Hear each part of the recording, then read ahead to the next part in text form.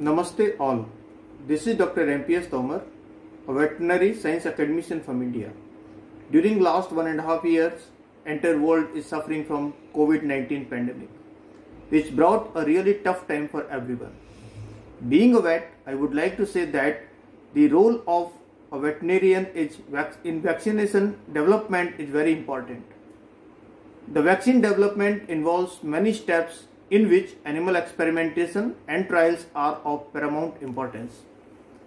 Till now, India has successfully developed 2 vaccines against COVID-19, that is the Covishield and Covaxin.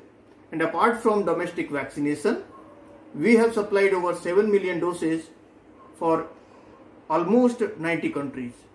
Within country, a total of 105 million doses were already administered. That was at the rate of 1.8 million doses a day. During this period, many animal diseases were also occurred.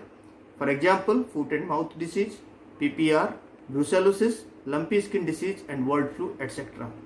The field vets have done a very good job to control these outbreaks even during the lockdowns.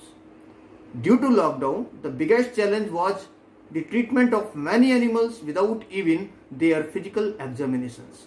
But anyhow, the vets overcome the problem and did their best. During these all days, many vets in our country lost their life. Being expert in molecular diagnosis, the institutional vets supported the COVID-19 testing labs in the form of establishment and testing. Even our institution was converted into COVID testing lab as well as the quarantine center. Another part of life, the education was also affected very badly with existing infrastructures in many countries including India. But we are hoping that and trying to compensate all these issues. In last, I will wish you all a very happy and COVID-free World Veterinary Day.